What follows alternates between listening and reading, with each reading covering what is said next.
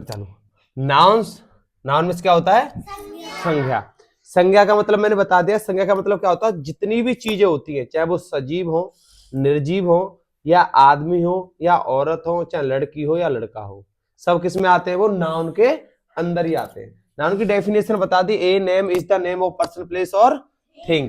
अब आते हैं मेन चीज होती है हमारे types of noun. Types of noun यानी कितने प्रकार के हमारे नाउन होते हैं। नाउन सबको पता है कितने प्रकार के होते हैं? 5 प्रकार के होते हैं। कितने प्रकार के होते हैं? 5 प्रकार के होते हैं। पहला होता है हमारा, जो कि क्या होता है? Proper noun. अब जो प्रॉपर नाउन होता है, इसकी हिंदी क्या होती है? व्यक्तिवाचक संज्ञा। क्या होती है?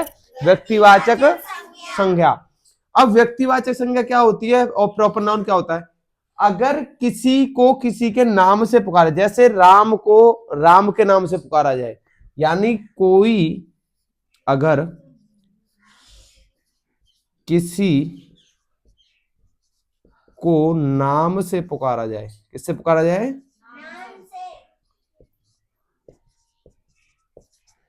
अगर किसी आदमी को या औरत या गर्ल्स या बॉय किसी को नाम से पुकारा जाता है, तो वो कौन सा नाउन होता है बेटा? वो होता है प्रॉपर नाउन। कौन सा होता है? Proper noun. जैसे ताजमहल, जैसे राम, सुनीता, सीमा, रीता, ये क्या है? ये सब कुछ क्या है? Proper noun. अगर किसी को ऐसे पुकारा जाए पूरी जाति का बोध हो, जैसे गर्ल्स, बॉयज, काउस, बफेलोस, ये क्या है? ये किस में आ जाएंगी? क्या उनकी जाति का बोध हो रहा है? किसका बोध हो रहा है? उनकी जाति का बोध हो रहा है, तो वो किस में आ जाएंगी? कॉमन नाउन में।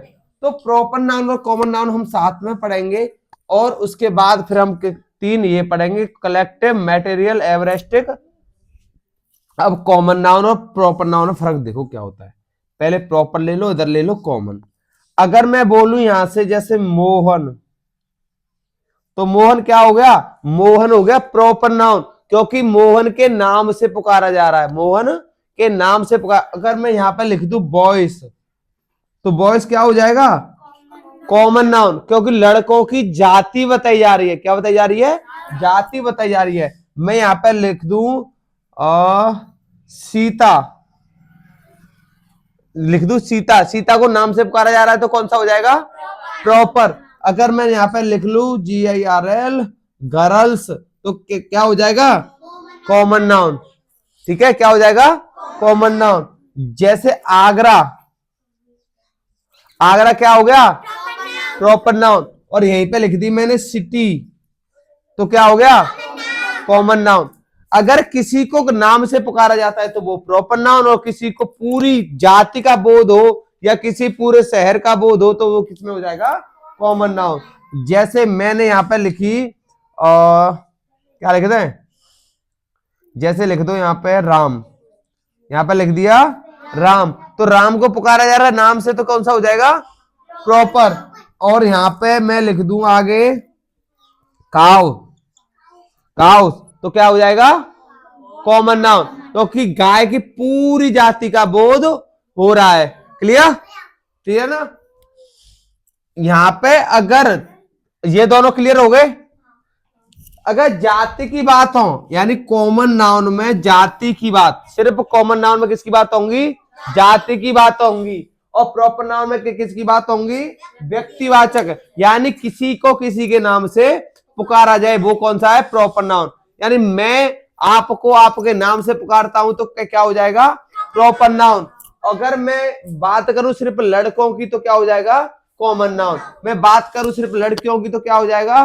Common noun. और उसी में मैं किसी लड़की का नाम लेके पुकारूं, तो क्या हो जाएगा? Proper noun. तो इसमें नोट डाल के लिख लेना, नोट डाल के लिख लेना।